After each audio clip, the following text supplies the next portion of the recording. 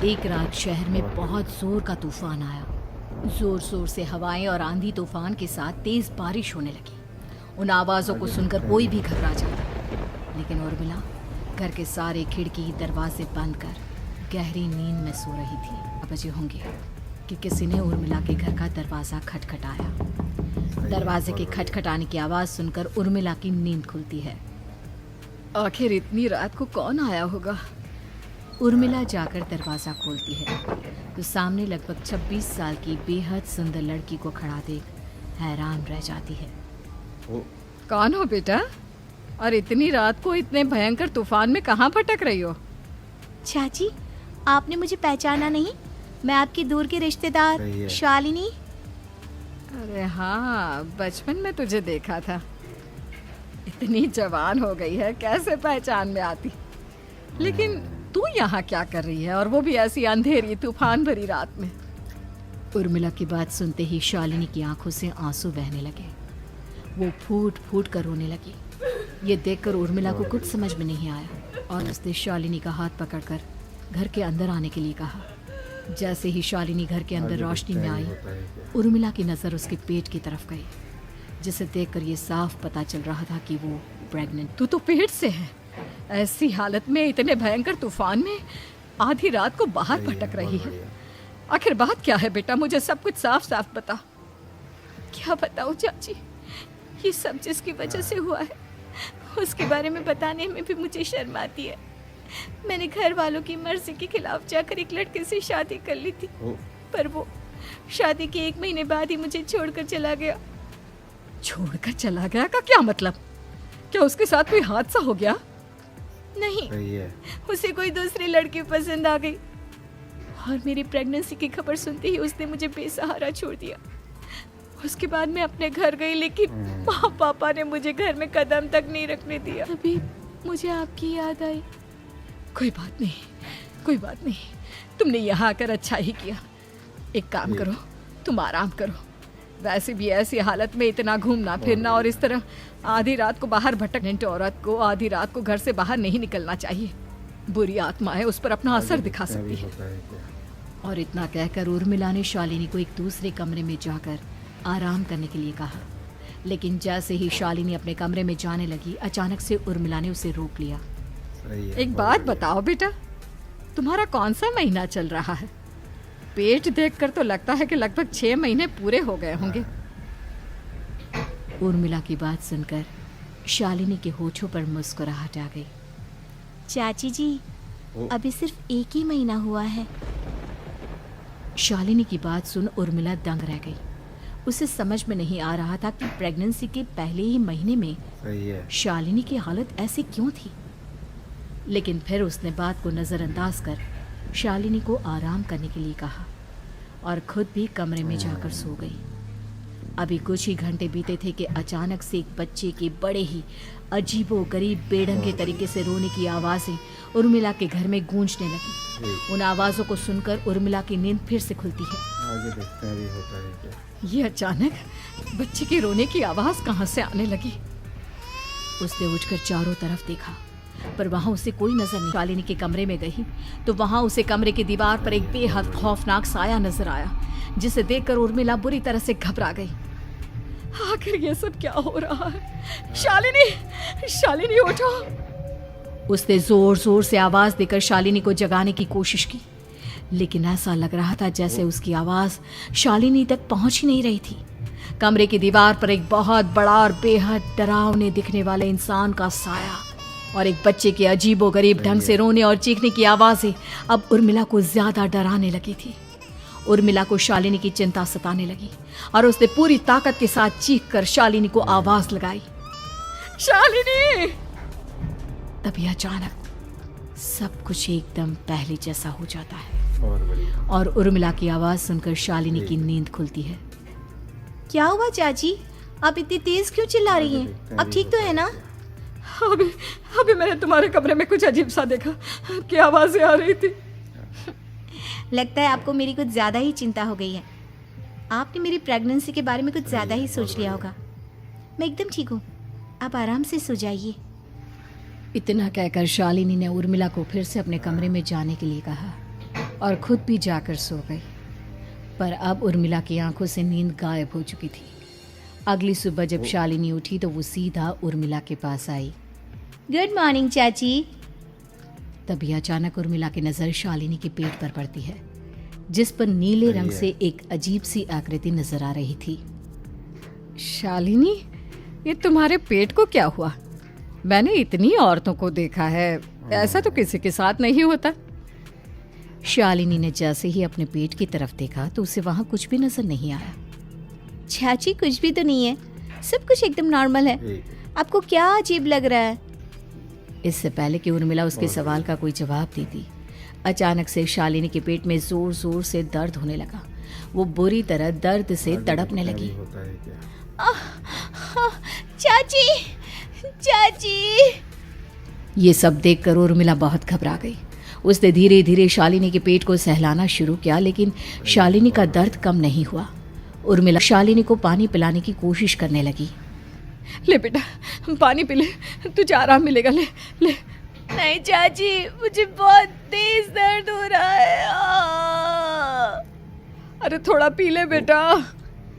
जैसे ही उर्मिला ने शालिनी को पानी पिलाया, उसने देखा कि गिलास में बचा पानी का रंग नीला पड़ गया और शालिनी की आंखें अजीब हो गई।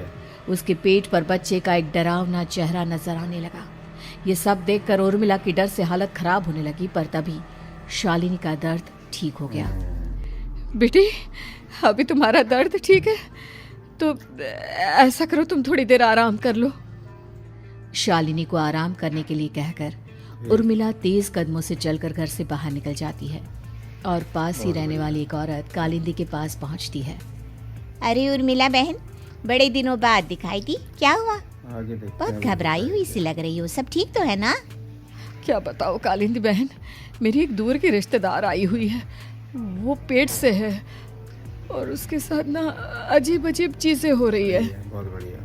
अब उर्मिला सारी बात कालिंदी को बताती है, जिसे सुनने के बाद काले जादू और तंत्र विद्या की बहन, मुझे शालिनी पर किसी बुरी आत्मा का साया लगता है। ये ताबीज ले जाओ, आज रात को 12 बजे उसे पहना देना, फिर सब ठीक हो जाएगा। उर्मिला ताबीज लेकर घर वापस आती है और अब आधी रात के होने का इंतजार करने लगती है।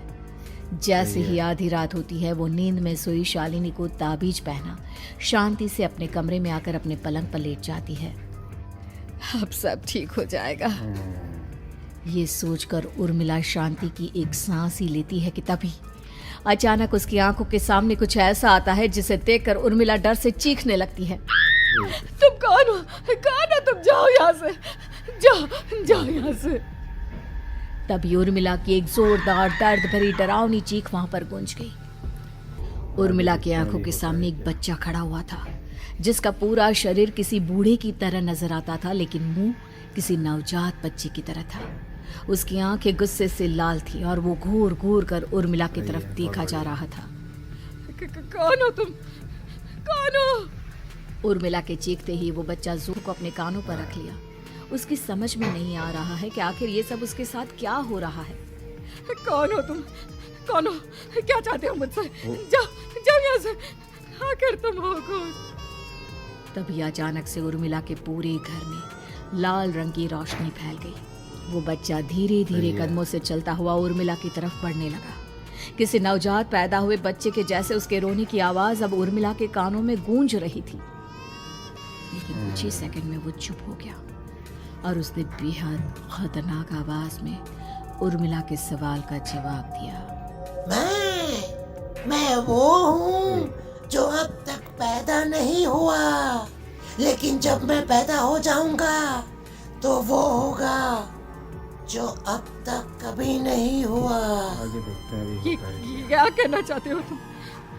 ऐसा क्या हुआ जो अब तक नहीं हुआ? तबाही होगी, तबाही।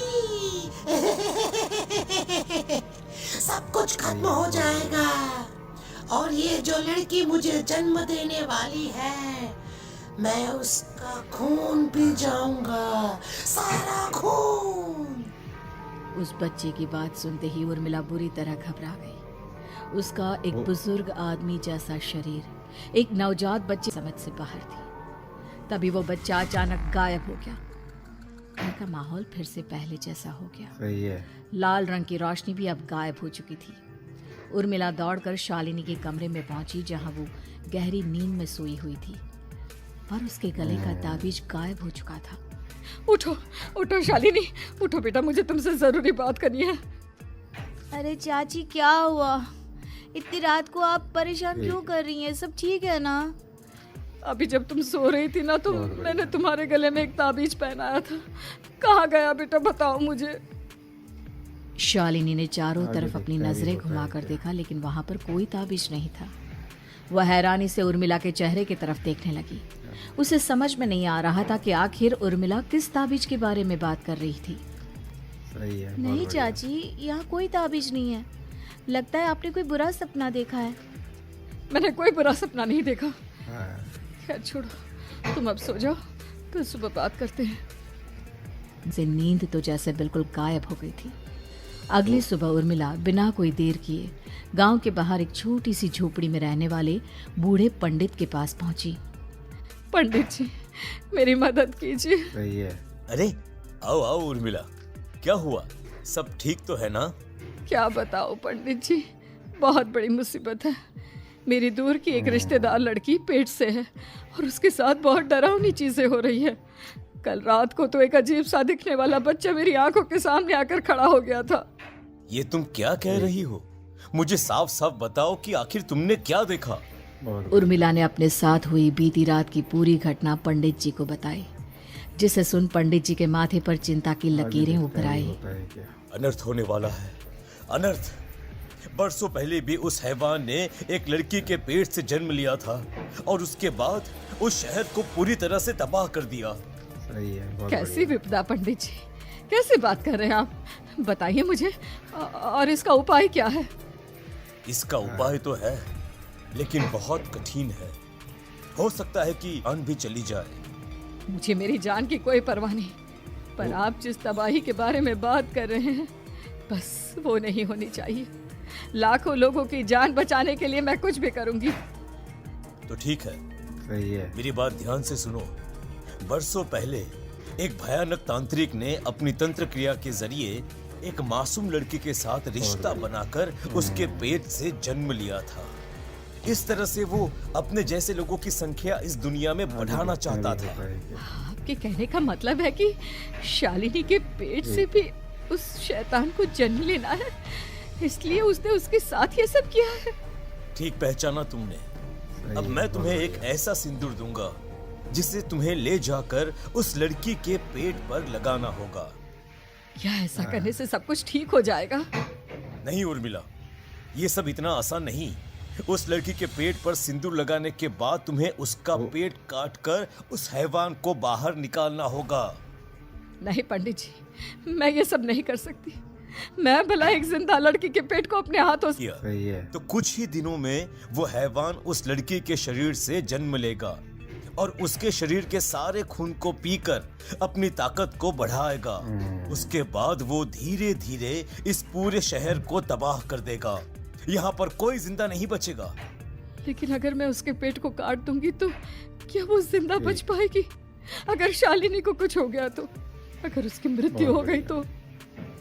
ऐसा कुछ नहीं होगा उर्मिला, तुम्हें अपने मन को पक्का करके आगे देखते ये हैं, काम होता है। करना ही होगा। सिंदूर लेने के बाद उर्मिला झोपड़ी से बाहर निकलने ही वाली थी कि तभी पंडित जी ने उसे पीछे से आवाज देकर रोका। उर्मिला, उस लड़की का पेट काट कर हैवान को बाहर निकालना ही काफी नहीं होगा। तुम्हें ध्यान रखना होगा कि ये सब करते हुए उस बच्चे का जो आधा बूढ़े का शरीर है उस पर सिंदूर की एक बूंद भी ना लगने पाए, क्योंकि अगर ऐसा हुआ तो वो तुम्हें और बाकी सबको कच्चा खा जाएगा। पंडित जी की बात सुन उर्मिला की आंखें फटी रह गई और उसके शरीर में डर की लहर दौड़ गई। बहुत फिर भी उसने हिम्मत की। सही है। ठीक है पंडित जी, मैं पूरी कोशिश करूंगी कि मैं उस हैवान को वहीं के वहीं खत्म कर पाऊं। आगे देखते हैं अभी होता इसके है। बाद दिन बीतता है, रात का अंधेरा छाने लगता है। शालिनी खाना खाकर सोने चली जाती है और उर्मिला लगातार उसके गहरी नींद में सो जाने का इंतजार करने लगती है। सही है। बहुत बढ़िया। जिसके बाद उर्मिला दबे कदमों से शालिनी के कमरे में पहुंच गई। मुझे ये करना ही होगा। अब उर्मिला ने धीरे धीरे शालिनी के पेट पर पंडित जी का दिया सिंदूर लगाना शुरू किया। उर्मिला के हाथ बुरी तरह से कांप रहे थे। उसके एक हाथ में चाकू था जिससे वो पेट काटने वाली थी। उर्मिला ने एक नज़र शालिनी के चेहरे की तरफ देखा और फिर डरते हुए उसके पेट पर चाकू चलाना शुरू सही है। किया। कमाल है, मैं इसका पेट काट रही हूँ और ये आराम से सो रही है। इसे दर्द नहीं हो रहा क्या? तभी अचानक उर्मिला के कानों में बच्चे की रोने की आवाज सुनाई देने लगी। उसने घबराकर चारों तरफ देखा पर वहां पर कोई नहीं था। बस रोने की आवाज लगातार आ रही थी। उर्मिला बिना रुके लगातार शालिनी के पेट को काटती रही। उसे इस बात का भी ध्यान रखना था कि सिंदूर बच्चे के बूढ़े आदमी वाली शरीर के हिस्से पर ना लगे। कुछ ही देर में वो हैवानी बच्चा उर्मिला के आगे हाथों में देखते हैं था। अभी होता है क्या। उसने बड़ी ही सावधानी से उस बच्चे को बाहर निकाला और पंडित जी के कहे अनुसार उसे घर से दूर जलाने के लिए ले गए। पर तभी उस कहने वाला बच्चा आ गया। अपनी गोद में और सामने भी बच्चे को देखकर उर्मिला हैरान रह गई। मुझे मारोगी? मुझे इतनी हिम्मत कैसे आ गई तुम्हारी? तुम पैदा नहीं हुए हो और मुझे पता है जब तक तुम्हारा जन्म नहीं हो जाता तो मुझे कुछ नहीं कर सकते। इतना बोलते ही उर्मिला तुरंत उस बच्चे को घास के ढेर पर फेंक कर उसमें आग लगा देती है, जिसके तुरंत बाद वो बूढ़े आदमी के शरीर और बच्चे की आगे चेहरे वाला तैयारी होता अजीब है। तांत्रिक का भूत भी वहां से गायब हो जाता है। कुछ देर बाद उर्मिला घर पहुंचती है तो वो ये देखकर हैरान रह जाती है कि शालिनी का पेट अपने आप जुड़ चुका था। शुक्र है भगवान का बहुत बढ़िया। और उन पंडित जी का, अब सब ठीक हो जाएगा। सुबह शालिनी सोकर उठती है ठीक है। तो अपना पेट देख बुरी तरह घबरा जाती है। चाची, चाची ये सब क्या हो गया? मेरा पेट अचानक कम कैसे हो गया? मेरा बच्चा कहाँ गया चाची? बेटी, वो बच्चा नहीं, एक खतरनाक तांत्रिक था जो तुम्हारे कोख से जन्म सही है। लेकर सबको मार देना चाहता था। वो पैदा होते ही तुम्हारी जान भी ले लेता, इसलिए मैंने पंडित जी के बताए उपाय से उसका खात्मा कर दिया है। अब सब ठीक है। शालिनी को उर्मिला की बात समझ